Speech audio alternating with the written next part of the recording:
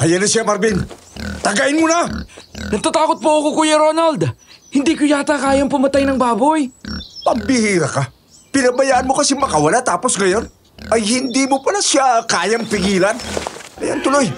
Nakalayo na. Mga kasama, habulin natin! Wala na tayong panghanda sa piyesta kapag nakatakas yan.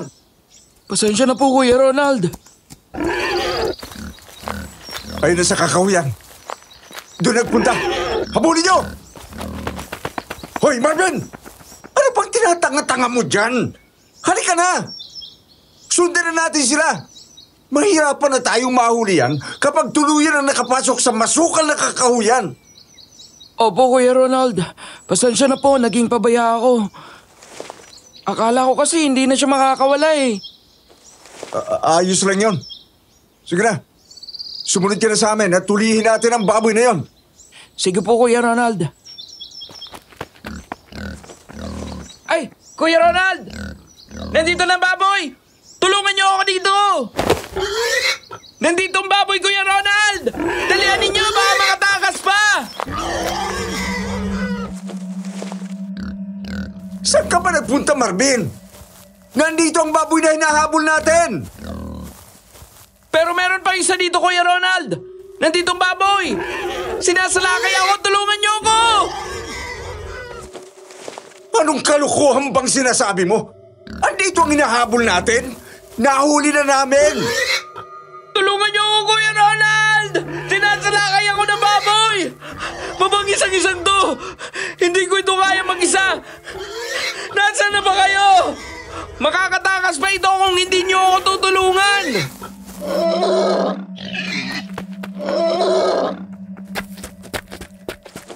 Marvin, andito na kami!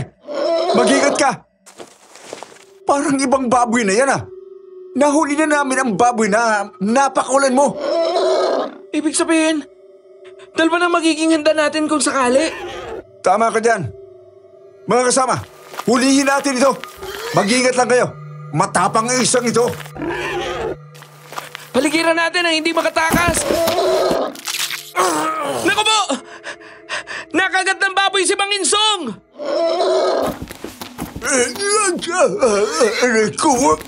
Walang iya kang baboy ka! Chong, lumayo kayo sa kanya. Ako na bahala. Yari ka sa itak ko!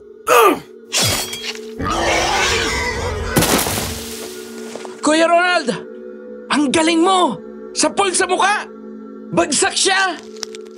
Mga kasama! Tingnan niyo yung baboy! Nagbabago ng anyo! Oo nga. Naging tao. Aswang pala to na naganyong baboy. Pero malapit ang sumikat ang araw. Nagbabaka sakali yan na may mga biktima. At ikaw sana yun, Marvin.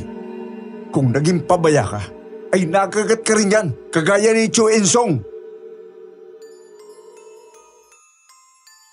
Magandang araw, Madam Venus. Tawagin niyo na lang ako sa pangalang Marvin.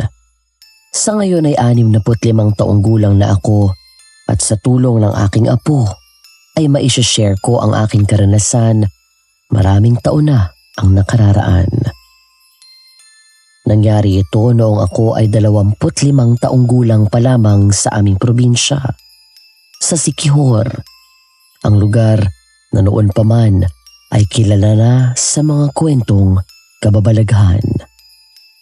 Naniniwala ba kayo na may mga tao na sa kabila ng maganda at maamong mukha ay nagtatago pala ang isang halimaw na katauhan?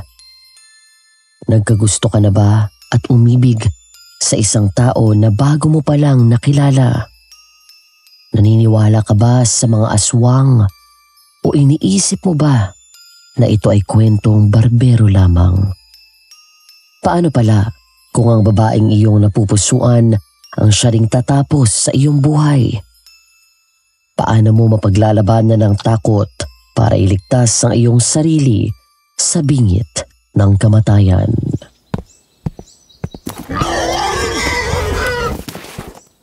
Italiin niyong mabuti ang mga paa ng baboy na yan sa lamesa. Baka mamaya ay makawala na naman yan. Ay maghabol na naman tayo. Opo, Kuya Ronald. Nakatali na po ng mahigpit. Pasensya na kanina. Napabayaan ko maluwag ang tali. Ayos lang yon. Ang mahalaga ay ligtas tayong lahat. Itong baboy na kakatayin natin ay hindi para ibenta. Ihanda natin ito para may mapagsaluhan tayong lahat. Magsasaya tayo ngayon hanggang bukas sa kapistahan ng ating baryo. Wow! Ayos yun, Kuya Ronald. Pero si Mang Ensong, parang malalim ang mga sugat niya sa braso. Tiyo Ensong, magpahinga ka na lang muna. Linisin mo at gamutin ang sugat mo. Kami na lang ang magkakatay ng baboy. Oo nga naman, Mang Ensong. Sige na, magpahinga ka na doon. Parang namumutla ka na. Sumang-ayon naman si Ensong sa sinabi namin ni Kuya Ronald. Siya ang may-ari ng karinderya na pinapasukan namin ni Inay. Mabait si Kuya Ronald sa amin na mga tauhan niya. Kaibigan o kaya naman ay kapatid ang turing niya sa aming lahat. Kaya nagkakasundo kaming lahat na tauhan niya. Palagi ko, ay ayos na itong kutsilyo ko. Matalas na. Hawakan yung mabuti ang baboy, Marvin. Sige kuya, kaming bahala. Ambo, yung palanggana isahod mo kapag tumulo ang dugo ng baboy. Di nga nagtagal ay ginilitan na ni Kuya Ronald ang leeg ng baboy. Lalo iyong umiyak at pilit na nagpumiglas. Lalo na nang sumirit na ang dugo niyon na umagos sa planggana na nasa ibaba ng lamesa. Kapansin-pansin ang isang malaking aso na nasa di kalayuan. Tahol ng tahol habang nakatingin kay Mang Ensong. Napansin ko din na parang naninigas ang katawan ni Mang Ensong habang nakasandal sa puno. Nang makita niya na nakatingin ako sa kanya, ay umalis siya roon. Marvin, pinakulo niyo bang mabuti ang tubig na gagamitin natin dito? Oo kuya, kanina pa kumukulo ang tubig.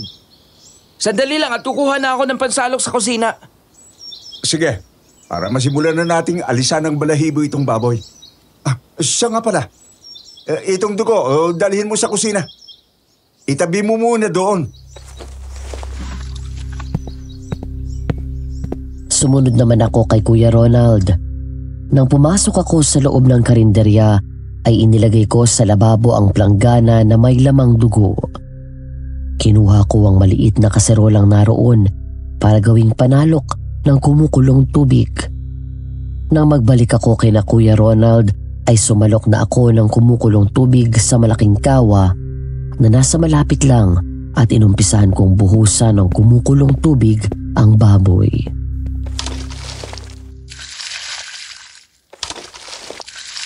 Ayos. Malambot na yan. Tulungan niyo ko para alisan ng balahibo ang baboy.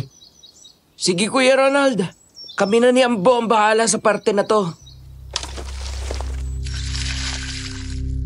Dahil kulong-kulo ang tubig na ibinubuhos ko sa katawan ng baboy, ay mabilis lumambot ang balat at balahibo niyon.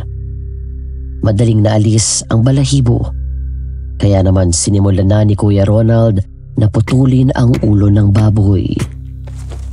Ibinigay niya sa akin, kaya muli dinala ko iyon sa loob ng karinderya, sa may kusina. Pero nagulat ako nang makita ko ang aming kasama na si Mang Ensong. Sinalok ng tasa ang dugo sa planggana at ininom. Mang Ensong? Bakit mo iniinom yung dugo ng baboy? Ako hindi Yung aso kasi, kinalkal yung lababo kaya itong tasa nahulog sa plangganang may dugo. Kinuha ko lang, inaamoy ko lang kung sariwa pa. Pero hindi ko ininuma. Ganun po ba? Akala ko kasi iniinom ninyo eh. Bata mo pa. Malabo na ang mata mo, Marvin. Ikaw na nga ang bahala dyan, ha? Sobrang sakit ditong sugat ko. Kumikirot na. Sobrang init ang pakiramdam ko. Para akong nasusunog. Sige Mang Ensong, pahinga ka na lang muna. Ayoko lang makipagtalo sa matanda sa akin, pero hindi ako maaaring magkamali. Nakita kong nilagok niya ang sariwang dugo ng baboy gamit ang tasa. Nang makaalis na si Mang Ensong ay ipinatong ko na sa malaking pinggan na nasa lababo ulo ng baboy at muli akong lumabas ng karinderya. Muli kong isinara ang pintuan doon at bumalik kina Kuya Ronald. Marvin, ikaw na maglinis ng laman loob ng baboy, ha? Anong sabi mo, Kuya Ronald? Ang sabi ko, ikaw na ang maglinis ng laman loob ng baboy. Tapos ikaw na rin ang maglagay ng rekado. Oh, bakit parang wala ka sa sarili mo? May problema ka ba? Ha? Wala, Kuya. Sige, ako nang bahala dyan. Ang mga inay mo, tapos na ba sa ginagawa nila? Dalhin niyo ang mga ito sa kanila. Dinala ko sa loob ng karinderya ang mga karne ng baboy na nasa malaking banyera. Naroon naman sina inay at ang dalawa pa niyang kasama na naghihiwa ng mga rekado. Nay! Eto na mga karne! Kayo na daw po ang bahala dito.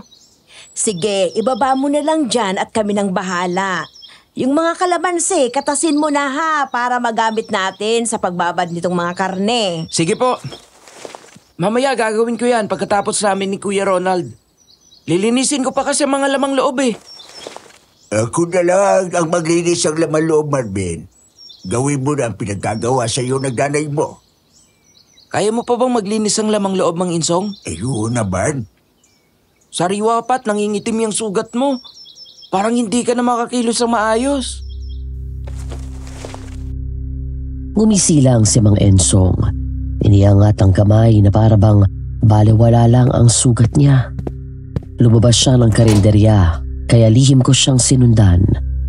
Nakita ko na kinuha na niya ang planggana na kinalalagyan ng mga laman loob ng baboy. Dinala sa malapit na ilog para malinisan ng mabuti ang mga laman loob ng baboy, kabilang na ang puso at atay.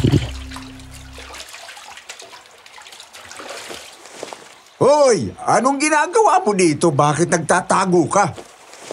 Naku po! Diyos ko naman, Kuya Ronald. Aatakihin ako sa puso sa ginagawa mo. Bakit ka nga naandito? Bakit hindi mo tulungan si Chu Insong sa paglilinis ng laman loob? Kasi kanina, nakita ko, ininom niya yung sariwang dugo. Ngayon naman ayun, tingnan mo kung anong ginagawa niya. Bakit? Ano bang ginagawa niya? Kanina pa niya inaamoy yung atay ng baboy tapos ngayon. Ayun na, nilalantakan niya na yung atay. Kadiri siya. Para siyang aswang. Teka. Bakit nga naging ganun ang Chu Insong ko? Nagkatinginan kami ni Kuya Ronald habang nagtatago sa makapal na halamanan. Nang muli naming tignan si Mang Ensong ay nagulat kami ni Kuya Ronald dahil wala na iyon sa dating pwesto. Ang mga batya ng mga laman loob na lang ng baboy ang nagtanaw namin doon. Bago pa kami makaalis sa pinagtataguan ay bumungad na sa amin si Mang Ensong. Chong, anong nangyayari sa'yo? Para kang nauulol na aso. Kuya Ronald, parang wala na siya sa kanyang sarili. Parang wala na talaga sa sarili si Mang Ensong. Gusto niya na kagatin kami kaya wala kaming nagawa kung hindi ang tumakbo na lang. Kesa naman masaktan namin siya. Para na siyang asong ulol na naglalaway na hinahabol kami. Nang makita ng iba naming kasamahan ng nangyayari kay Mang Ensong ay pinagtulungan na siyang igapos. Chu Insong, kalma ka lang. Sabihin mo sa akin kung anong nangyayari sa'yo. Bakit ka nagkakaganyan? Mas mabuti nang dalhin na natin siya sa albularyo para malaman kung anong nangyari sa kanya. Nakagat siya ng aswang na nag-anyong baboy, di ba? Baka dahawaan siya ng kamandag noon. Yun nga din ang iniisip ko eh. Magpipista pa naman tapos nagkakaganyan siya. Tayo na, tulungan niyo akong dalhin siya sa albularyo. Aling Teresita, kayo na muna ang bahala rito ha. Sige po, kinakatas ko ng mga kalamansi na gagamitin natin. Dinala nga namin sa albularyo na si Mang Nicanor, si Mang Ensong. Nasa edad 65 na ang albularyong ito. Kaagad niyang tinignan ang nangingitim na sugat ni Mang Ensong. Piniga ayon, kaya maitim na dugo ang lumabas doon. Isang malaking baboy po ang nakakagat sa kanya kaninang madaling araw. Aswang po ang baboy na yon. Una, napansin ko na ininom niya yung sariwang dugo ng baboy. Tapos kinain yung atay. Ang kasunod po, nagkaganyan na siya. Mabuti at dinala nyo na siya dito kagad. Unti-unti nang kumakalat ang kamandag sa kanyang katawan. Kung inabutan siya ng pagsikat ng buwan mamayang gabi sa kanyang kalagayan, magiging ganap na siyang aswang. Ganun po ba yun? May paraan ba para magamot siya? Gagaling pa ba ang Tio Ensong ko? Hindi kumibo si Mang Nicanor. Sa halip ay kumuha ito ng isang tasa at kutsara. May kung anong bagay ang inilagay sa tasa. Sa tingin ko ay dinikdik na bawang at asin. Nilagyan niya ng maligamgam na tubig sa kahinalo. Sinabihan niya kami na hawakang mabuti si Mang Ensong. Chong, kailangan mong tulungan ang sarili mo. Kailangan mo yung mainom para gumaling ka. Hawakan niyo siyang mabuti. Ako na magbubukas ng bibig niya. Sige po, Mang Nicanor. Tutulungan namin kayo para mainom yan ang chewing ko. Nagtulong-tulong nga kami na pigilan si Mang Ensong.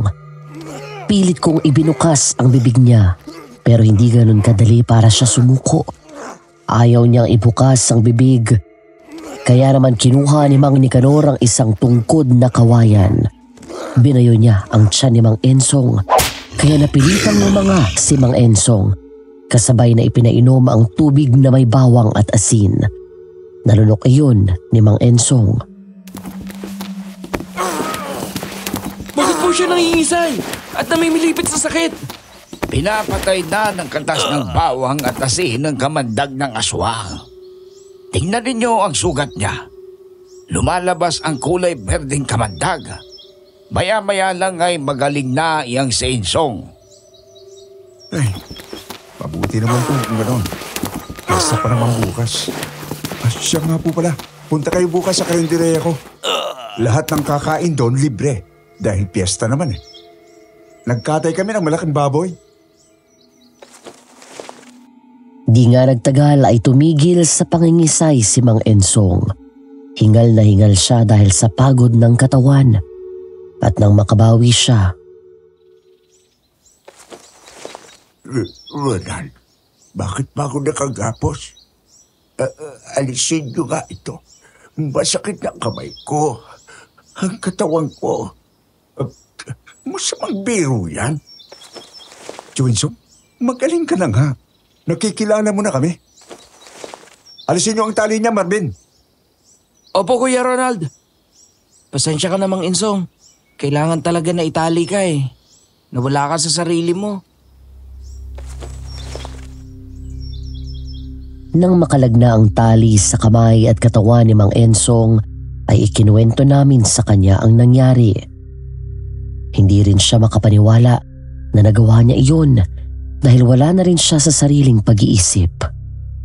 Napatawa na lang siya at nanghingi ng pasensya sa amin ni Kuya Ronald. Bago kami umalis doon, ay nanghingi ako kay Mang Nicanor ng bagay na pwedeng pangontra sa aswang. Ibinigay naman niya sa akin ang isang siit na kawayan. Singhaba iyon ng latigo na pwedeng gamiting panghampas sa aswang.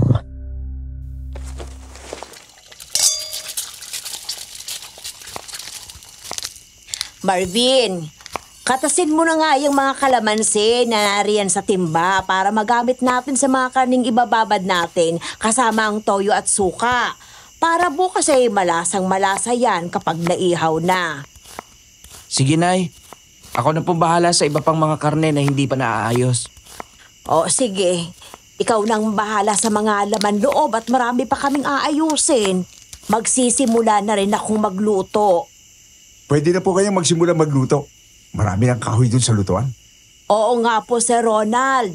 Sinasabihan ko na nga si Marvin na siya nang mag-marinate ng mga karni dito. Kabilang ng laman loob kasi magsisimula na ho ako sa pagluluto ng mga putahe na ihahanda natin. Sige po.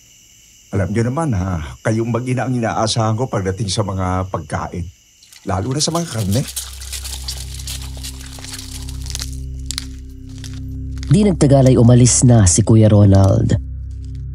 Kinuha naman ni Inay ang mga kailangan niya sa pagluluto mula sa kawali at iba pa. Dinala sa likurang bahagi ng karinderya kung saan meron kaming inilalagay na tolda doon at isang malaking lamesa para paglagyan ng mga lutuin. Magdamag kaming nagluto ng mga iba-ibang putahe ng karne. Mag-uumaga na nang matapos kami. Magpahinga na kayo, Inay. Ako na lang ang mag-iihaw ng mga nakababad na karne. Magdamag na kayong nagluluto eh. O siya, sige, ikaw nang bahala. Doon na lang ako matutulog sa loob ng karinderya. Mamayang hapon na tayo umuwi pagkatapos ng piyesta. Sige po. Eto na lang naman ang lulutuin eh. Magpahinga ka na rin, Marvin. Puyat ka din magdamag eh. Pabayaan mo na si Ambu dyan. Mamaya lang ay marami ng tao dahil piyesta na ngayon. Kailangan ay nasa karinderya ka na rin mamaya. Sige po, Kuya Ronald. Doon na lang ako matutulog sa maliit na kwarto ng karinderya. Iniwanan ko na si Ambo sa likuran ng karinderya. Siya na ang mag-iihaw ng mga ibinabad na karne. Pumunta ako sa maliit na kwartong naroon. Nakita ko na nandoon si Inay at natutulog na. Kaya sa kabilang sulok ako ng kwarto natulog. Dahil sa pagod at puyat ay madali akong nakatulog. Mabilis na lumipas ang 4 na oras. Hoy, Marvin. Marvin, gumising ka na. 12:00 na ng tanghali. Marami ng mga bisita na dumarating si Sir Ronald. Kailangan kita sa labas. Bilisan mo na. Bumangon ka na dyan. Sige po, Inay. Lalabas na ako. Magilamos lang. Dalian mo na. O, hayon. Narinig mo ba ang mga musiko? Napangiti ako nang marinig ko nga ang banda ng mga musiko habang tumutugtog. Nagmamadali akong naghilamos at lumabas na sa karinderya kung saan nakita ko ang napakaraming mga tao. Nagsimula na rin sina Inay at ang 2 pa naming kasama na serbidora na bigyan ng pagkain ang mga taong naroon. Kuya Ronald, pasensya na, medyo napasarap ang tulog ko. Ayos lang yon. Napuyat ka kagabi sa pagluluto eh. O sige na, ihanda mo ng alak. Yung specialty natin ha, lagyan mo ng katas ng kalamansi. Naandito na mga kumpare ko. Sige po. Sige po, tuloy lang po kayo. Marami pang bakanting upuan. Lahat ng pagkain natin at inumin ngayon, libre dahil piyesta. Inilagay ko sa isang malaking lalagyan ang isang malaking galon ng lambanog. Tapos ay hinaluan ko iyon ng kinatas na kalamansi. Nilagyan ko din ng tinadtad na mansanas. Saka ko isinalin sa mga maliliit na pitsil na naroon. Tapos ay dinala ko sa lamesa ng mga bisita ni Kuya Ronald. Tikman yung special na lambanog namin mga parikoy. Gawa yan ni Marvin. Akin ang baso nyo. At ito naman po ang inihaw na karning ibinabad sa kalamansi at toyo. Tikman nyo po. Sige mga pare. Enjoy lang kayo ha. Marami pang bisita na dumating si Kuya Ronald. Lahat naman ay nasiyahan sa mga pagkaing inihain namin. Lalo na sa mga pulutan na inihaw na karne at lambanog na hinaluan ng katas ng kalamansi. Kaya naman, nang matapos na ang piyesta, ay nagligpit na kami ng mga kagamitan sa loob ng karinderya. Aling Teresita, may bonus po ako sa inyo ngayon. Ito po para sa inyo ni Marvin. Salamat po ha. Talagang nasiyahan ang aking mga bisita at mga suki ko na palaging kumakain dito. Ang sarap daw ng pagkain natin. Naku, salamat po Sir Ronald. Mabuti naman ho at nagustuhan nila ang mga niluto namin. Oo nga, Kuya Ronald. Sulit ang pagod kapag nasasarapan ng mga kumakain ng nilutong pagkain. Oo nga eh. Bukas hindi muna tayo magbubukas. Magpahinga muna tayong lahat. Sa susunod na araw tayo magbubukas ha. Sige ho, sir. Maraming salamat ho ulit dito sa bonus mo. Bago po kayo umuwi, magdala kayo ng mga pagkain. May mga natira pa naman yata. Bigyan nyo din ng mga iba nyong kasama. Binigyan ko na rin sila ng bonus nila ngayon. Nang maligpit na namin ang mga kagamitang naroon at mahugasan, ay umuwi na kami ni Inay. Kagaya ng iba naming mga kasama, ay nag-uwi din kami ng mga pagkain at ulam. Nang pauwi na kami, ay napansin ko ang isang babae na nadaanan namin. Nakatingin sa akin. Dahil maganda siya at sexy, ay ngumiti ako sa kanya. Pero nanatili lang siyang nakatingin sa akin. Nay, kilala niyo ba ang babaeng yon?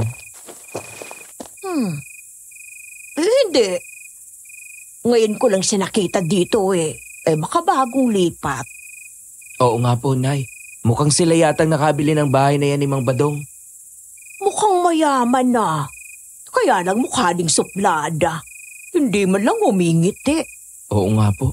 Pero ganun talaga eh. May mga tao na kapag hindi kilala ang mga tao, ay hindi mo mapapangiti. Hanggang sa makalayo kami ni Inay, ay nakita kong nakatingin pa rin sa amin ang magandang babaeng yun. Hanggang sa makauwi na kami sa aming bahay, ay parang hindi nawala sa isipan ko ang refleksyon ng babaeng yun. Kahit nang nakahiga ako, ay hindi ako dalawin ng antok. Naiisip ko pa rin siya. Hanggang sa makarinig ako ng boses na tumatawag sa akin. Marvin? Marvin? Sino ba yung tumatawag sa akin? Parang boses babae ah. Marvin! Lumabas ka dyan! Marvin! Nang sumilip ako sa bintana, ay nakita ko ang babaeng maganda na nakatayo sa tabi ng malaking puno ng mangga. Kaya agad kong binuksan ang pintuan at lumabas ng bahay. Nakita ko na parang uulan. Nagsasalimbayan ang mga kulog at kidlat. Nabubulabog ang mga panggabing ibon at nagliliparan sa himpapawid ang mga paniki na waring natutuwa sa liwanag ng buwan. Marvin? Halika dito. Lumapit ka sa akin. Miss Ganda, talagang pinuntahan mo pa ako dito ah. Sabi ko na nga ba eh, korsonada mo rin ako. Halika. Lumapit ka sa akin. Oo, Lapit pa. nandyan na ako. Nang malapit na ako sa malaking puno ng mangga, ay nakita kong wala na doon ang magandang babae. Nasa di kalayuan na siya at nakangiting nakatingin sa akin. Kitang-kita ko yun dahil sa liwanag ng nagsasalimbayan na kidlat. Kinakawayan niya ako na parang nangaakit. Gusto niyang habulin ko siya. Gusto mo nang habulan ha? Sige, pagbibigyan kita. Sige. Halika. Habulin mo ako. Sige, nandyan na ako. Patuloy kong hinabol ang magandang babae. Hindi ko namamalayan na malayo na pala ang aming narating. Nakapasok na kami sa kakahuyan. Pero dahil kursunada ko talaga siya, ay patuloy ko siyang hinabol kahit na nga ang sa tingin ko ay parang uulan na. hanggang sa maabutan ko siya sa gitna ng madamong lugar at nahawakan ko siya sa kamay. Huli na kita! Hindi mo na ako matatakasan. Hindi naman talaga ako tatakas. Kasi ito talagang gusto ko. Ang masolo kita. Sige, yakapin mo ako. Wow! Nako, ang swerte ko naman. Marahan kong niyakap ang babaeng maganda. Yumakap din naman siya ng mahigpit sa akin. Kaya naman tuwang-tuwa ako. Damang-dama ko ang init ng kanyang katawan. Pagkatapos ay naramdaman ko sa aking leeg ang init ng kanyang hininga. Kasunod nun ay naramdaman ko ang kirot sa aking leeg. Kinagat na pala ako ng babaeng maganda. Kaya itinulak ko siya. Isa kang aswang? Tama ka. At ikaw ang gagawin kong hapunan ngayon. Hindi ka na makakatakas. Wag! Maawa ka sa akin! Layuan mo ako! Oh, kanina gustong-gusto mo ako. Tapos ngayon, natatakot ka na sa akin? Bakit? Ayaw mo bang maging kagaya ko? Wag! Wag ka lalapit! Layuan mo ako! Nagmamadali akong tumakbo ng mabilis para makatakas sa kanya. Ilang ulit akong nadapa pero kaagad ding bumangon at tumakbo ulit para makatakas sa kanya. Pero kahit anong pagtakbo ko, pakiramdam ko ay hindi ako nakalalayo sa lugar na yun hanggang sa madapa ako. Akin ka na, Marvin! Hindi mo na ako matatakasan ngayon! Wag! Maawa ka sa akin! Wag mo akong labain! Bago pa ako makabangon ay kinubabaw na ako ng magandang babae at kinagat ako sa batok. Ramdam ko ang kirot ng aking batok nang bumaon doon ang matatalas niyang pangil. Kasunod noon ay bumaon sa likuran ko ang matatalas niyang mga kuko. Kaya wala akong nagawa kung hindi ang sumigaw na lang. Kasunod noon ay naramdaman ko ang malakas na sampal ni inay. Nagising ako. Nay! Nasaan ako? Nandito sa bahay natin, sa kwarto mo. Narinig ko na sumisigaw ka kaya pumasok ako dito at nakita ko na binabangungot ka. Naku po. Mabuti na lang at panaginip lang ang lahat. Akala ko'y katapusan ko na sa kamay ng isang aswang. Kaya nga sinampal na kita eh. Kasi kanina pa kita ginigising, hindi ka magising. Kung talagang hindi ka pa nagising sa sampal ko, ay bubuhusan na sana kita ng tubig. Ano ba kasing napanaginipan mo? Babae maganda po. Aswang pala. Kinagat daw ako sa leeg at sa likuran. Ay nako, dahil yan sa sobrang pagod natin sa maghapon at magdamag na pagluluto. Eto, uminom ka ng tubig at pagkatapos ay matulog ka na ulit. Iwasan mo mag-isip ng kung ano-ano para hindi ka binabangungot. Lumabas na ng kwarto si inay nang maibigay sa akin ang isang baso ng tubig. Nilago ko yun ng ilang ulit. Muli akong natulog nang makainom ng tubig. Umaga na nang ako'y magising. Nakahain na ang almusal. Nagtitimpla na ng kape si inay.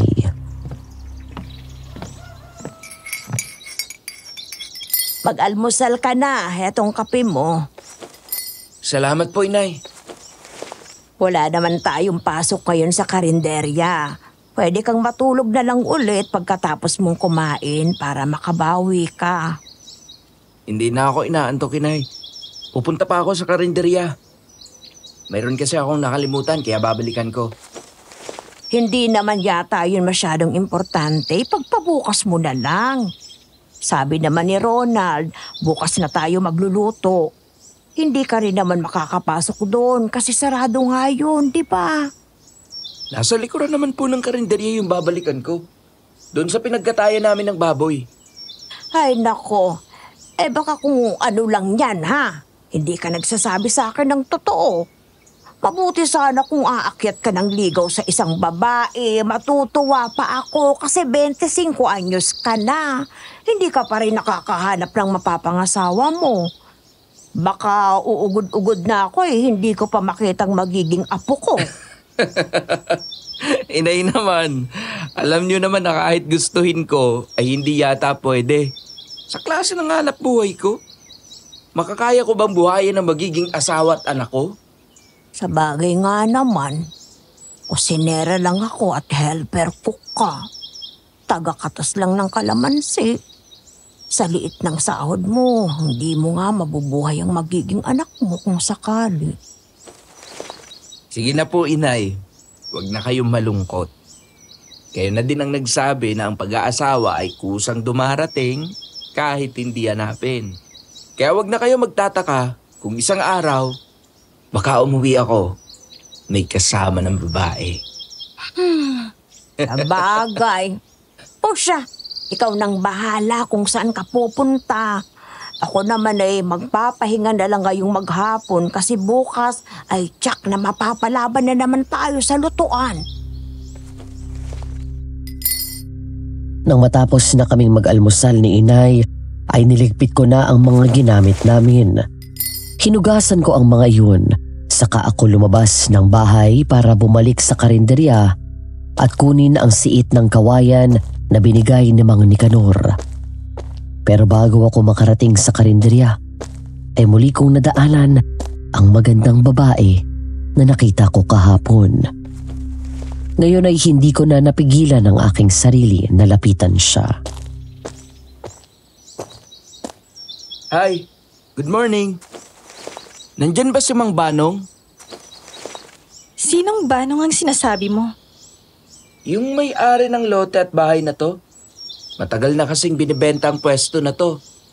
Ah, yung matandang lalaki. Nako, umalis na matapos kong maibigay ang bayad ko sa bahay at lupa niya.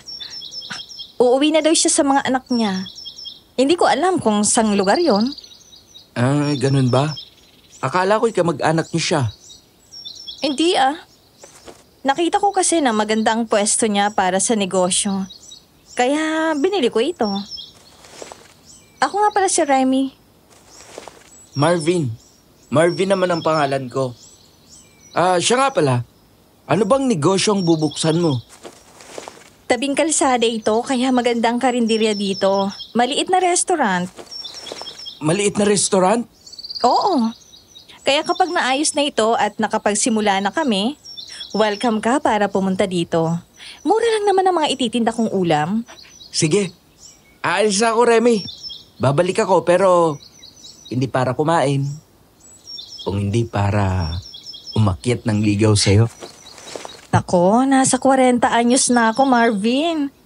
Tsaka wala na sa isip ko ang ganyan. Nasaktan na ako nang mamatay ang lalaking minamahal ko noon. Kaya lumayo na ako sa lugar na yon at lumipat dito. Kaya ngayon, ang gusto ko na lang ay magnegosyo. Nakakalungkot naman palang buhay mo. Sige, handa naman ako maghintay eh. Kasi sa totoo lang, nahihina ang loob ko. Pero nang makita kita, nagbago ako. Siguro ay dahil matindi ang naging paghanga ko sa'yo. Sige na Marvin, marami pa akong gagawin. Ngayon pa lang kita nakilala at saka hindi ako basta-basta nagtitiwala sa mga tao. Nang iwanan ako ni Remy ay umalis na ako sa lugar na yun. Pinuntahan ko ang naiwanan kong siit sa likuran ng karinderya na pinapasukan ko. Pero wala na yon sa tabi ng puno na pinag-iwanan ko. Hinanap ko pa sa paligid pero wala na talaga. Hindi ko na nakita kaya umuwi na lang ako. Hindi ko na nakita si Remy habang pauwi ako sa aming bahay. Nang sumunod na araw, muling nagbukas ang karinderya ni Kuya Ronald. Nak, nakatas mo na ba ang lahat ng mga kalamansi na kailangan natin? Tapos na po, Inay. Naisama ko na sa mga panimpla natin. Ibababad na lang ang mga karne. Sige, unahin ko ng lutuin ang minudo. Ikaw nang bahala dyan. Tama si Aling Teresita. Ikaw nang bahala sa mga inihaw. Dapat makaluto na kayo ng maraming putahe. Mamaya lang ay magdadatingan na ang ating mga customer. Kagaya ng dati ay sa likuran ng karinderya ako nagpapaliyab ng uling. Doon ko kasi niluluto ang mga na-marinade na karne para ihawin. Para ang usok na malilikha noon ay hindi makapapasok sa loob ng karinderya para hindi malanghap ng mga kumakain doon. Ang mga naluluto ko ay dinadala ko sa loob para ma-display sa estante na naroon. Parang piyestahan ulit, Kuya Ronald. Punong-puno ng customer. Oo, kasi nga nasisiyan sila kasi masarap ang niluluto nating pagkain. At bukod doon, ay masarap ang inumin nating lambano. Yun ay dahil sa inyong mag-ina. Napapasarap nyo ang mga yun dahil sa katas ng kalamansi. Sana'y magtuloy-tuloy ang ganitong sitwasyon. Palaging maraming customer. Oo, basta palagi mong ayusin ang pagmamarinate mo ng karne. Para palagi rin kayong merong bonus sa akin. Maraming salamat po, Sir Ronald. Sige na, Marvin. Lutuin mo ng iba pang mga karne. Malapit na itong maubos. Marami pang customer ang dumarating para kumain. Opo, Inay. Muli nga akong nagbalik sa likuran ng karinderya at ipinagpatuloy ko ang pag-iihaw ng mga karne. Talagang sa amoy pa lang ng niluluto ko ay talagang magugutom ka agad at gugustuhin mong matikman. Lalo na nga at kumapit na sa karne ang toyo at kalamansi na may sili. Kaya tuwing makatatapos akong makapagluto ay dinadala ko na sa loob. Kaya pagdating ng hapon ay ubos na rin ang paninda namin. Madilim na nang umuwi kami ni Inay.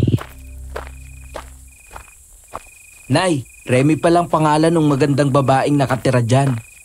At yung pwesto niya ay gagawing mini restaurant. Pero bakit ngayong gabi pa lang sila magbubukas? Daanan kasi ito. Marami din naman ang nagbibiyahe sa gabi at yun ang target nila. Kasi sa araw, ang daming karinderya ang nag-ooperate. Ay, oo nga pala. Ganun nga siguro ang gusto ni Remy para wala sila masyadong kakompetensya.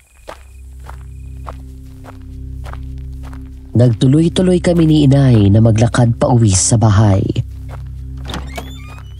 Nang makarating kami sa amin ay kaagad na pumasok sa kanyang silid si Inay para magpahinga. Ako naman ay naupo muna sa harapan ng pintuan habang nakatingin sa labas at nag-iisip. Ewan ko, pero parang gusto ko ulit makita si Remy. Kaya muli akong umalis ng bahay at nagpunta malapit sa karinderya ni Remy. Ang gusto ko lang naman ay makita siya. Bagong bukas lang ang aking mini restaurant ngayong gabi, kaya 50% discount sa mga customer ngayon sa alak at sa pulutan. Grabe. Bagong bukas pa lang ang mini restaurant niya, pero ang dami na agad niyang customer. Oh, bakit pa silip-silip ka lang dyan? Bakit hindi ka pumasok at nang makainom ka kung anong gusto mo? Nagulat ako. Hindi na malayan na nakalapit na pala sa akin si Remy. Siguro ay dahil nakatuon ang pansin ko sa maraming mga customer na pumapasok sa loob ng restaurant. Ha? Napadaan lang ako, Remy. Nakita ko na nagbukas ka na pala ng tindahan mo.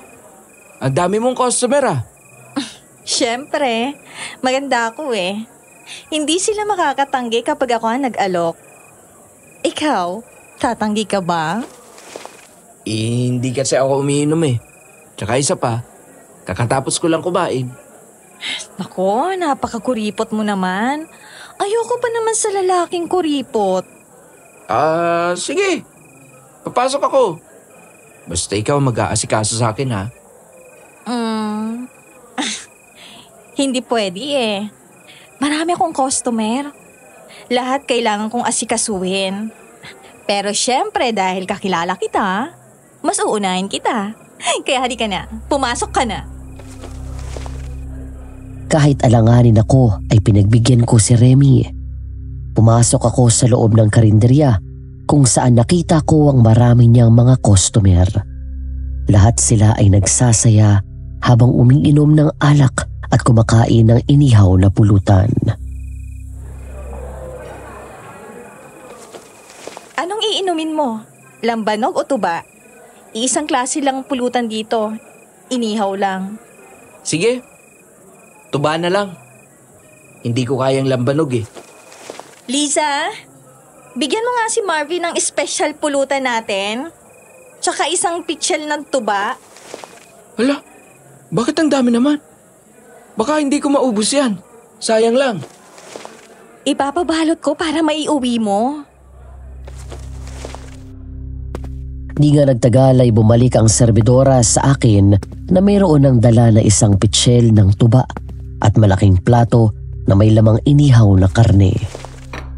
Nang makita ni Remy na mayroon pang pumasok na mga customer, ay hinarap din niya ang mga yun, kaya naiwanan ako sa mesa. Kaya habang pinapanood ko si Remy, ay umiinom ako ng tuba. Hanggang isang lasing na lalaki ang lumapit sa akin at sinabi na kung ayaw ko daw ng pulutan ay sa kanya na lang kasi kulang na ang pulutan niya. Dahil busog nga ako ay binigay ko sa lalaki ang pulutan. Ininom ko ang tuba at saka tumayo na ako. Remy, aalis na ako. Babalik na lang ako sa ibang araw. Okay, sige. Balik ka na lang sa susunod Marami kasi akong customer ngayon kaya hindi kita mahaharap ng tuloy-tuloy. Ayos lang. Sige, aalis na ako. Nang makalabas ako ng mini-restaurant ni Remy, ay nakita ko na marami pa rin customer ang dumarating. Kaya naisip ko, hindi talaga yun ang oras para puntahan ko siya. Hindi pa ako ganoong nakalalayo sa pwesto ni Remy, ay meron akong nakasalubong na isang babae at isang lalaki. Ngumiti ang mga yon sa akin nang makahulugan. Sabay sinabing, dito pala inilipat ni Remy ang pwesto niya. Oo, dyan nga. Katatapos ko lang eh. Nabusog ako kaya umalis na ako para makapwesto naman ang iba.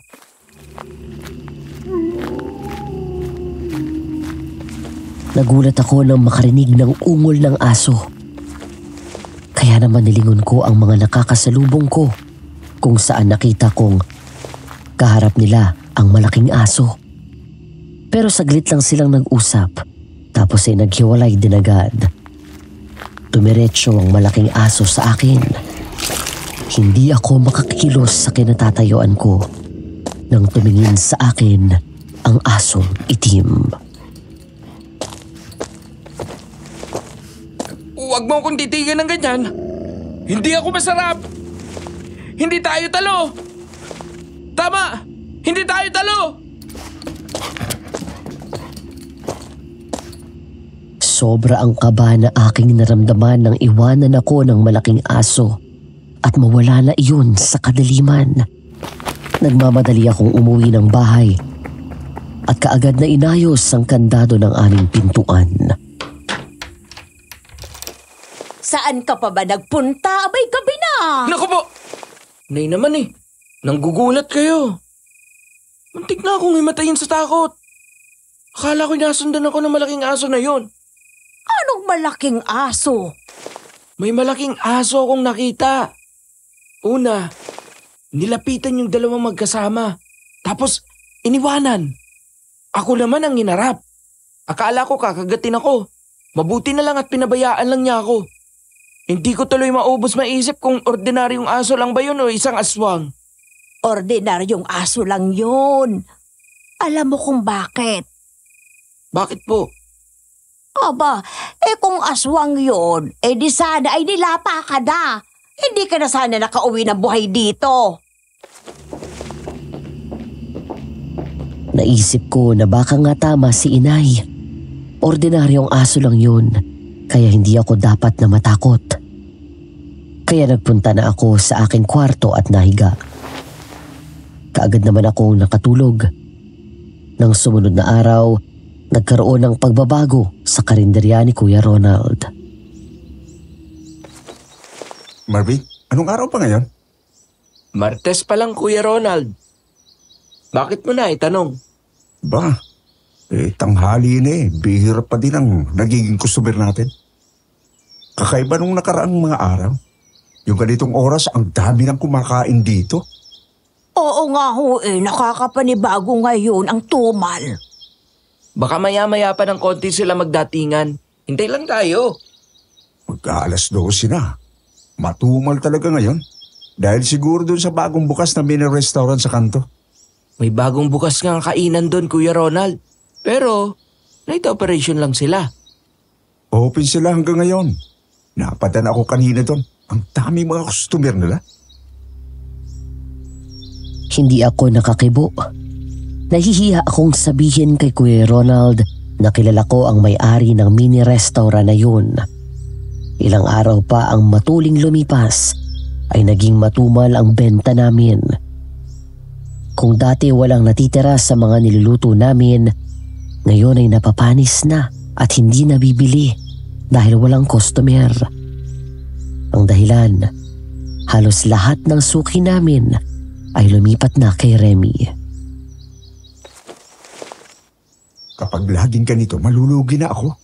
Maraming masisirang pagkain kasi wala nang pumapasok na customer. Doon ako makain kina Remy, yung mga dati nating suki. Anong pagkakaiba ng karne at alak niya sa alak na tinda ko? Kailangan kong malaman yun. Dapat makagawa tayo ng paraan. Kung hindi, ay maisasara ko itong karinderya ko. Naku, huwag naman, Kuya Ronald. Kapag isinaran niyo ito, mawawala na kami ng trabaho ng inay ko. Oo nga naman si Ronald. Wala po akong magagawa. Kapag nalugi po ako, isasara ko talaga ito. Nang makaalis na si Kuya Ronald, ay malungkot na naupo sa upuang naroon sina inay at ang dalawa pang serbidora. Lahat kami ay nalungkot dahil ilang araw nang nalulugi ang karinderya. Kapag nagpatuloy yon, ay mawawalan kami ng trabaho. Ilang oras pa ang lumipas, sobrang tahimik ang karinderya. Hanggang sa bumalik si Kuya Ronald, medyo lasing na siya. Ngayon alam ko na kung bakit dinudumog ng customer ang karinderya ng magandang babaeng yon. Kasi masarap ang pulutan nila. Pumunta ka sa mini-restaurant ni Remy, Kuya Ronald? Oo. Inalam ko kung ano ang sikreto ng pulutan nila. Ang sarap. Talagang nasiyahan ako pero wala akong nalasang asin o kalamansi. Talagang natural na inihaw na karne lang yun. Ayaw nilang sabihin ng sikretong sangkap na inilalagay nila. Kaya sobrang sarap ng inihaw na karne nila. Kaya kapag nagutom ako, babalik ulit ako doon. Nang maghapong iyon, ilang ulit na bumalik sa mini-restaurant ni Remy si Kuya Ronald. Hanggang sumapit ang gabi. Doon siya galing bago bumalik sa karinderya. Kapansin-pansin na masaya siya kahit na kakaunti lang ang benta namin at ang mga pagkain ay napapanis na. Aling Teresita, bukas ang gagawin mo.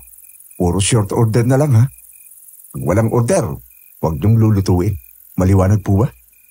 Ay sige ho sir, ganun ho ang gagawin namin. Pasensya na po kayo. Tig 20 pesos lang munang maibibigay ko sa inyo ngayon kasi wala tayong 20. Ayos lang yun, Kuya Ronald. Baka bukas makabawi tayo. Sige, baka bukas swerte na. Binigyan din niya ng tig 20 pesos ang dalawa naming kasamang serbidora. Tapos ay isinara na namin ang karinderya. Pumasok na si Kuya Ronald sa bahay niya, nakatabi lang din ang karinderya. Kami naman ni inay, naglakad na pauwi. Nang mapadaan kami sa sabana, ay nakita naming nagkakagulo ang mga tao Kaya naman nakiusyoso kami. At sa madamong lugar ay nakita namin na mayroong pugot na ulo ng tao. Ay, Diyos na mahabagin. Napakasama naman ang gumawa niyan.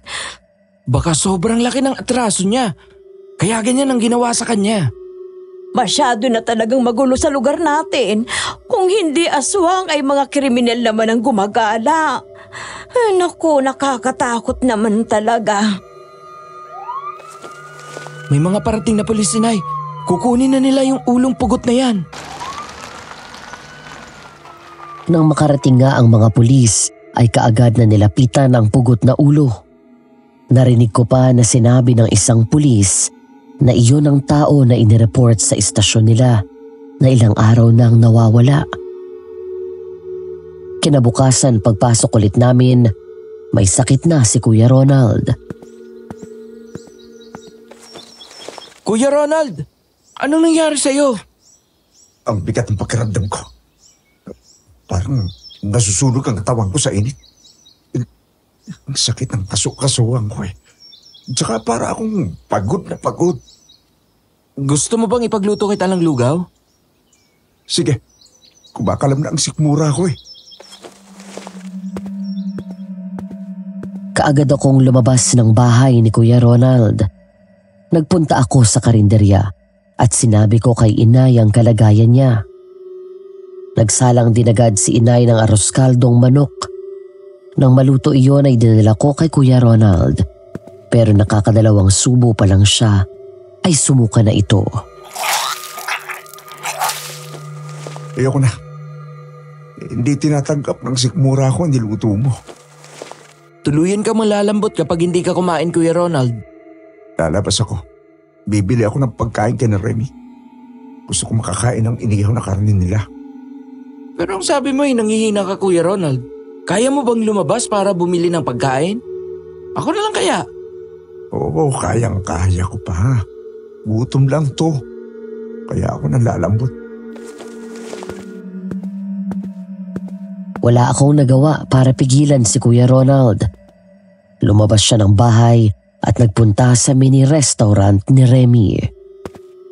Lihim kong sinundan si Kuya Ronald dahil gusto ko ring makitang muli si Remy.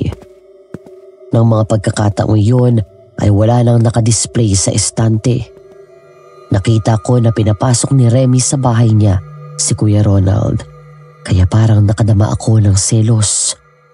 Lihim akong umikot sa likod ng bahay para malaman kung anong nangyayari sa kanila. Gugutom na ako. Bigyan mo ako ng inihaw na karne. Maghintay ka lang ng konti pang oras. Nag-iihaw pang aking mga tauhan. Nasa likod bahay pa. Sige, maghihintay ako.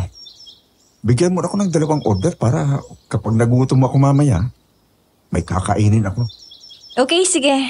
Yan ang gusto ko sa iyo eh. Sigurista ka. Nang marinig ko ang mga sinabi ni Remy, ay marahan akong nagtungo sa likuran ng bahay nila. Gusto ko kasing malaman kung ano ang ginagawa nilang sikreto sa pagluluto ng pulutan dahil kahit si Kuya Ronald ay nahumaling sa karneng itinitinda nila. Muntik na akong mapasigaw nang makita kong tao ang nakahiga sa lamesa at tinataga ng isang lalaki ang liig nun. Naku po! Diyos ko po! Yun palang lihim nila! Napaatras ako sa pagkabigla kaya naatrasan ko ang kamada ng mga galon.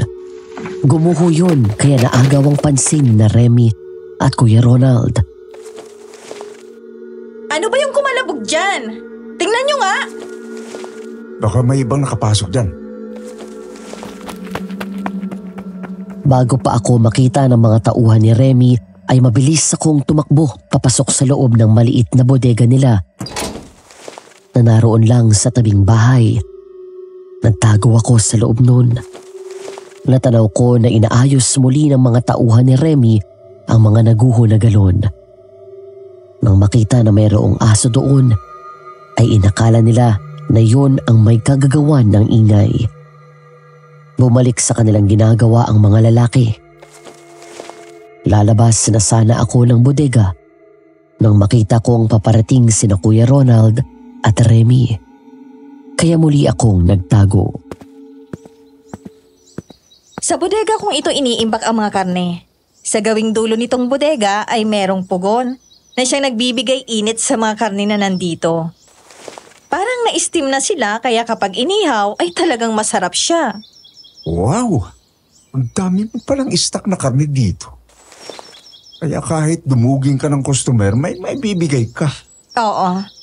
Kaya hanggat gusto mong bumili ng karne, meron akong maibibigay sa'yo. Noon ko lang napansin na maraming malalaking tipak ng karne ang nakabitin sa loob ng bodega. At sa itsura ng mga karne ay hindi mo maiisip na karne pala iyon ng tao. Parang mga karne ng baka na nakabitin. Pero nang may masagi ang kamay ko ay kaagad kong tiningnan. Muntik na akong mapasigaw nang makita ko ang isang pugot na ulo. Iyon ang ulo ni Mang Banong. Mabuti na lang at natakpan ko ang bibig ko kaya hindi ako nakagawa ng ingay. Halika na, Ronald. Ayos na yatang order mo.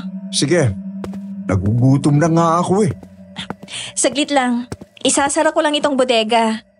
Minsan kasi pasaway ang mga tauhan ko, iniiwanang nakabukas. Sige, tutulungan na kita. Nang makita ko na isinara na nila ang pintuan ng bodega, ay kaagad akong lumabas sa pinagtataguan ko.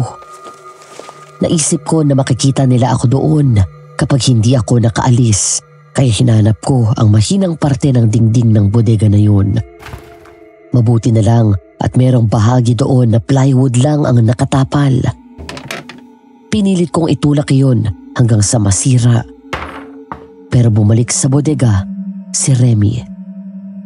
Eksaktong nakalabas na ako.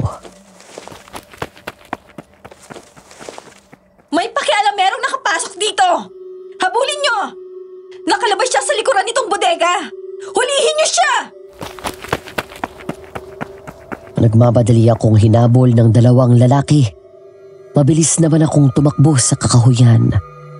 Alam ko na nailigaw ko ang dalawang humahabol sa akin, kaya nagtago ako sa likuran ng malaking puno ng mangga. Nang makita ng dalawa ang batang nagpapastol ng kambing, ay iyon ang hinuli sa pag-aakalang yun ang pumasok sa bodega. Nakabalik ako ng ligtas sa karinderya. Saan ka ba galing? Kanina pa kita hinahanap pa. Hindi rin alam ng inay mo kung saan ka nagpunta. Kuya Ronald, may sasabihin ako sa'yo. Tungkol naman saan yan? Tungkol sa karneng binibenta ni Remy. Ha? Hindi siya ordinaryong karne lang. Alam ko na yan. Sinabi sa akin ni Remy. Ipinakita pa nga niya sa akin ang bodega kung saan nila ini-steam ang mga karne. Yung palang sekreto kaya masarap ang karne nila. Kaya naisip ko na ganoon din ang gawin natin. Ha? Mag-steam tayo ng karne. Sige na, tulungan mo na ang inay mo. Bago pa ako makapagpaliwanag ay tumalikod na si Kuya Ronald. Kaya hindi ko na nasabi ang aking natuklasan. Gusto ko sanang sabihin kay inay pero hindi na rin niya ako pinansin.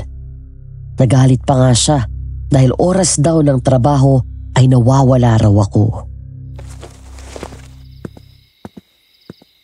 Nagtataka ako kay Sir Ronald. Kanina lang ay ang tamblay niya. Nagpunta lang sa restaurant ng babaeng yon, pagbalik masigla na. Anong nakain noon at gumaling kaagad? Nag-aalala ako para kay Kuya Ronald Dinay. Bakit ka naman mag-aalala? Hayun nga at malakas pa sa kalabaw nung umuwi. Parang hindi nagkasakit. Yun ay dahil sa karneng kinain niya. Hindi yun ordinaryong karne. Karne yun ng mga tao. Ano mang natuklasan mo ay hindi mo dapat pang ipagsabi kahit kanino. Dahil mapapahamak ang sino mang makakaalam nun. Kuya Ronald, kasi yung karne na kinain mo. Sinabi ko lang manahimik ka. Huwag mong guguluhin si Remy. Kapag umalis siya dito, saan pa ako bibili ng karneng gusto ko? Karne ng taong kinakain mo, Kuya Ronald. Nakita ko yung tinitipak nila. Katawan ng tao. Sa bodega nakasabit ang mga malalaking tipak ng karne. Tao din ang mga yon. Nakita ko rin sa bodega ang ulo ni Mang Banong. Ibig sabihin, hindi totoo na binili nila ang bahay. Inangkin lang nila yon matapos napatayin si Mang Banong.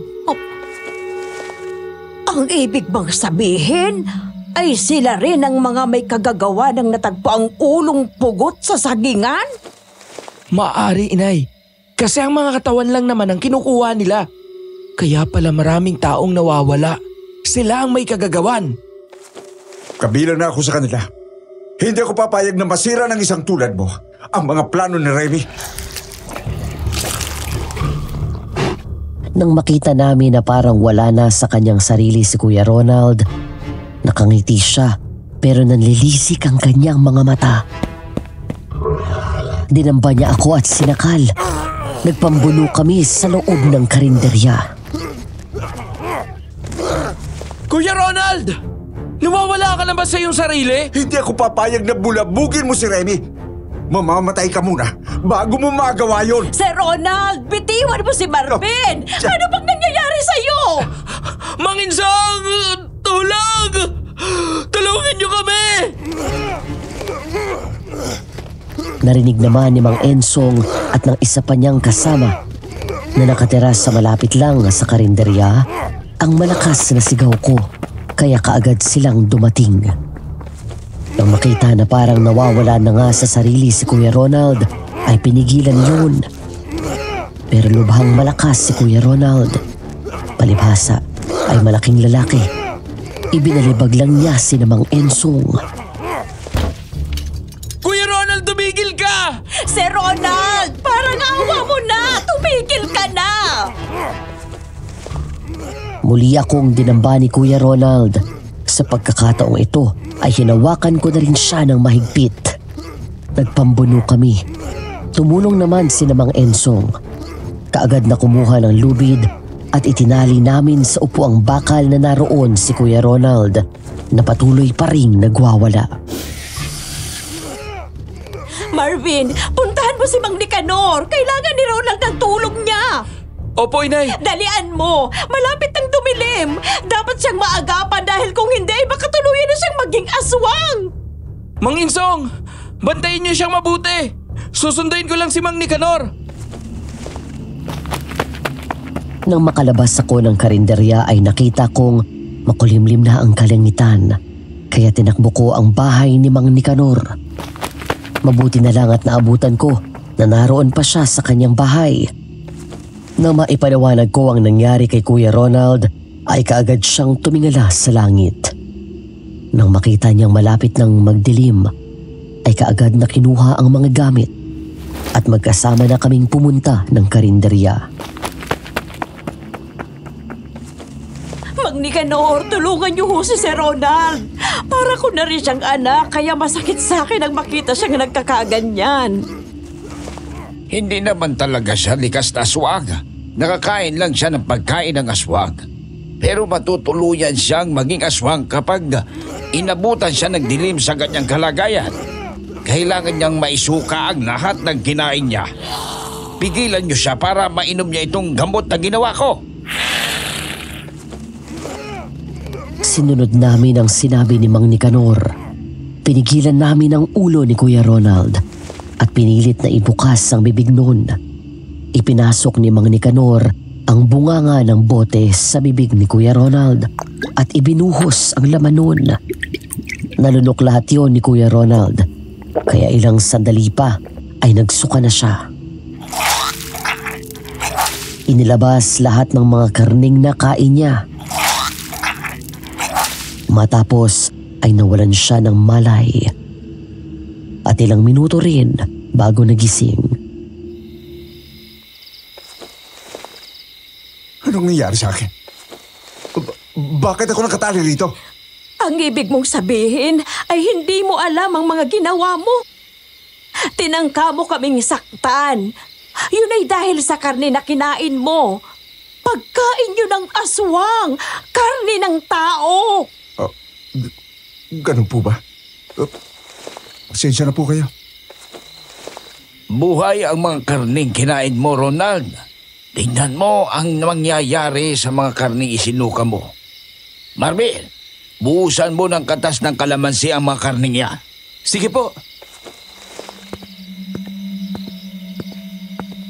Kaagad kong kinuha ang tasa kung saan naroon ang mga katas ng kalamansi. Marahan kong binuhusan ang mga karning nasa semento.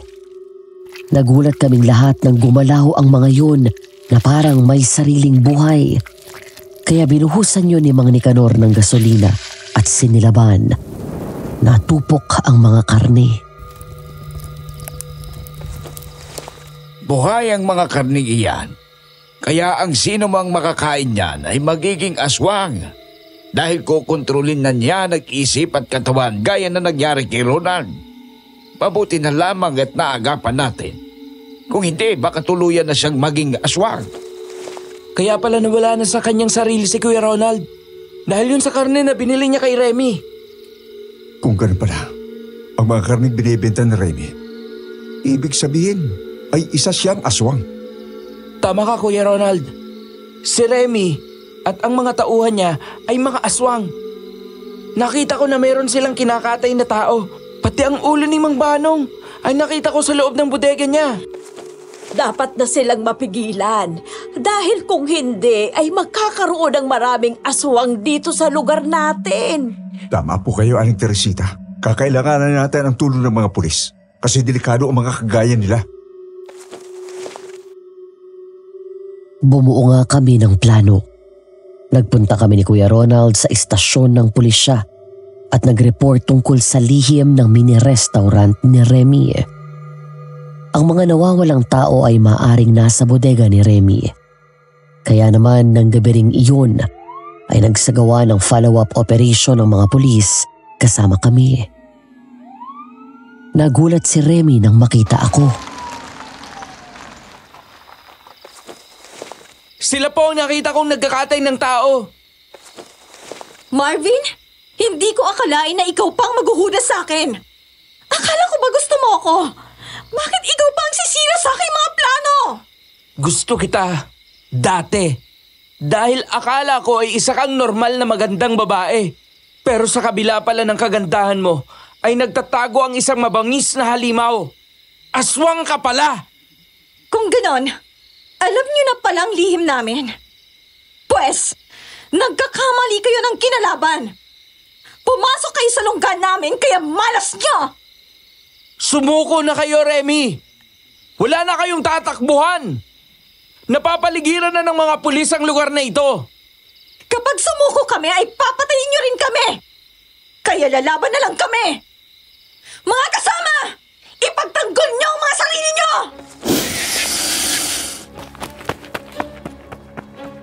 Isa sa mga tauhan ni Remy ang sumugod sa amin matapos magpalit ng anyo na malaking asong itim. Sa ikalawang pagkakataon ay muli akong nakakita ng aswang. Kaya naman nanindig ang balahibo ko.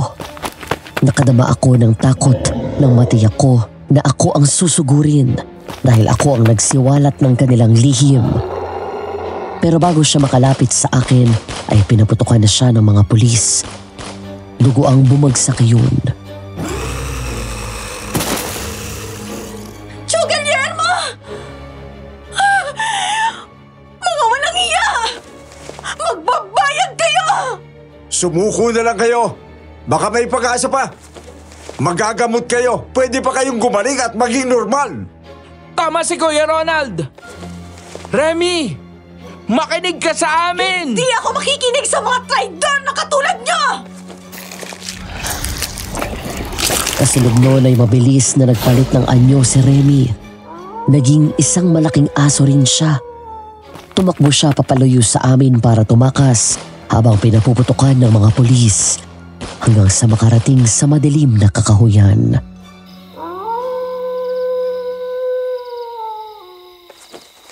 Nakatakas na sila! Paano yan, Kuya Ronald? Buhay pa si Remy at mga kasama niya. Sa palagay ko, ay hindi na sila babalik dito. Dahil kilala na sila ng mga taga rito. Kapag nakita sila, manganganib ang buhay nila. At siya nga pala, samahan mo ang mga pulis. Ituro mo ang mga katawan ng tao na nakita mo. Sumunod naman ako kay Kuya Ronald. Sinamahan ko ang mga pulis sa bodega kung saan nakita nga nila ang mga karne ng tao na nakasabit doon. Nakita rin sa isang drum na naroon ang 2 ulo ng tao, kabilang na ang ulo ni Mang Banong. Akala namin na kung mawawala na ang mini-restaurant ni Remy ay matatahimik na ang lugar namin. Hindi pala. Dahil ang mga nabiktima nila na kumain ng kanilang paninda ay unti-unting nagbabago na.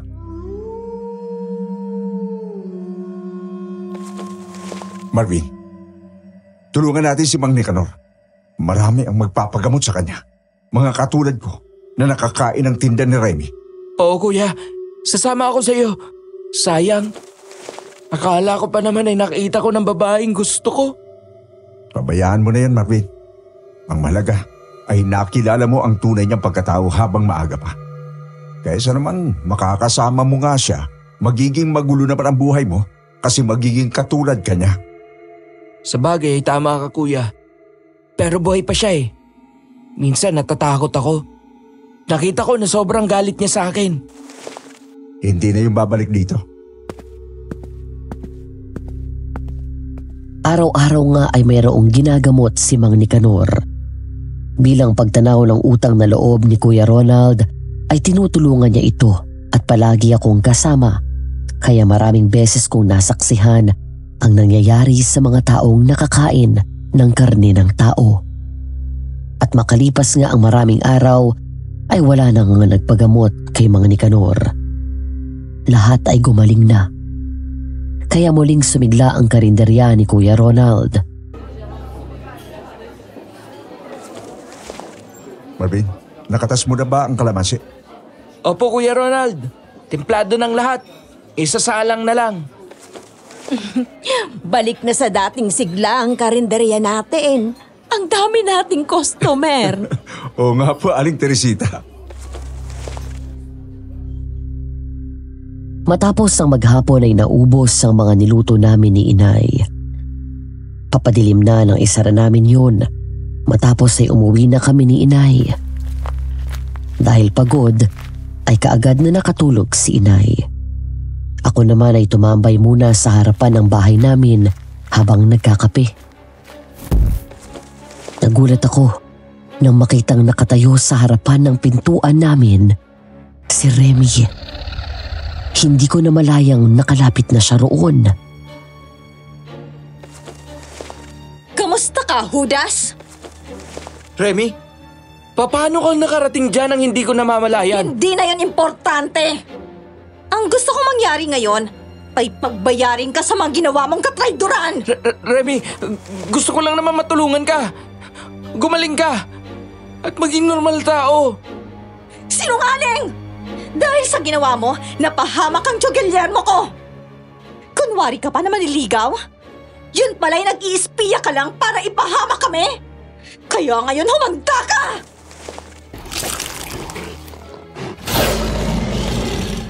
Nang makita kong galit na galit si Remy at maging isang aswang, ay kaagad akong tumakbo palayo sa kanya. Dahil hindi na ako makapasok sa aming bahay. Panay ang sigaw ko habang hinahabol ako ni Remy. Tuloy-tuloy akong tumakbo sa maputik na daanan. Kapag nadadapa ako ay muli akong bumabangon.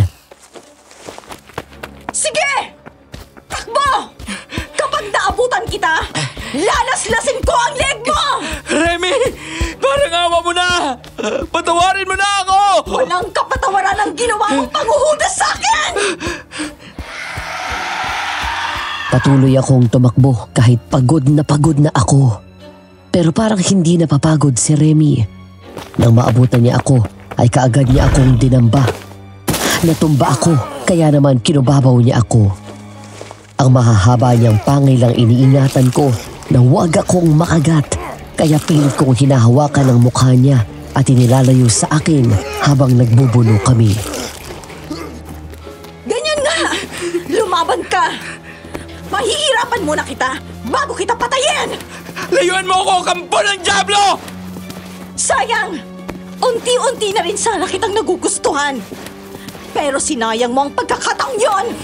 Kung mas maaga kong nalaman na isa kang halimaw, hindi kita liligawan, impacta ka! Patuloy kaming nagpambuno ni Remy. Ramdam ko na bumabaon sa aking mga braso ang matatalas niyang kuko. Tiniis ko ang lahat ng kalmot na yun. Huwag niya lang akong makagat. Tinadyakan ko siya ng malakas para makawala ako sa kanya. Nang mapaatras si Remy ay nakatayo ako. Noon ako nakadampot ng siit ng kawayan. Ano? Nagulat ka ba? Natatakot ka ba sa siit na hawak ko? Halika! Lumapit ka para maramdaman mo ang hapdi ng tama nito! Hoy! Biglang lumakas ang loob mo! Akala mo ba maniniwala ako sa pagkukunwari mo? Duwag ka! Nang sugurin ako ni Remy, ay inihampas ko ng ilang ulit sa kanya ang siit na hawak ko. Bawat tama ng siit na kawayan sa kanyang katawan ay iniinda niya, kaya lalo siyang nagalit sa akin. Napaatras siya, kaya lumakas na ang aking loob para salakayin siya. Hinampas ko pa siya ng ilang ulit. Nasapul siya sa mukha, pero naputol ang siit. Buti na lang at dumating si Kuya Ronald kasama si Inay. Ako ang harapin mo, halimaw! Kuya Ronald, si Remy yan! Nang muling sumugod si Remy ay tinaga siya ni Kuya Ronald. Dahil matalimang itak na dala niya, ay nagawa niyang mataga sa leeg si Remy. Duguan siyang bumagsak. Nagbalik sa pagiging tao. Sinambit pa niya ang pangalan ko bago siya tuluyang namatay. Maraming salamat, Kuya Ronald! Dumating ka! Yung inay mo nasa lubong ko. Kasi papunta sana talaga ako sa inyo para ibigay itong itak na galing kay Mang Nicanor. Naisip ko kasi na mas mabuting nasa sayo ito para may pang-proteksyon ka. Palagi mo kasing sinasabi na buhay pa si Remy at natatakot ka. Nang magsisigaw ka kanina ng tulong, sumilip ako sa bintana at nakita kong dadambahin ka ng malaking aso. Kaya nang tumakbo ka na palayo at hinabol ka, lumabas ako at sinundo si Ronald. Salamat din po, Inay. Nang yakapin ko si Inay, ay napaiyak ako ng impit. Nagpasalamat ako sa Diyos at nakaligtas ako sa kamatayan sa kuko ng aswang. Pagkatapos ng gabing iyon, ay ipinasya namin ni Inay na ibenta na lang ang aming maliit na lote at bahay at lumipat sa malayong lugar sa pangamba na balikan pa ng natitirang tauhan ng aswang na si Remy. At iyan po ang aking naging karanasan, Madam Venus. Salamat po sa pagkakataong ibinigay ninyo para maibahagi ko ang aking kwento sa marami. Hanggang dito na lamang po.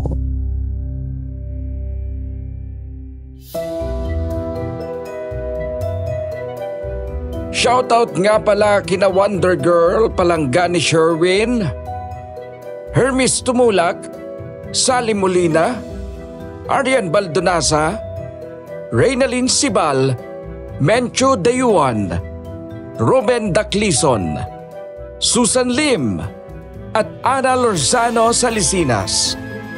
Huwag pong kalimutan na i-like, i-share at mag-subscribe para maging updated kayo sa mga bagong kwento at exciting na episodes na darating.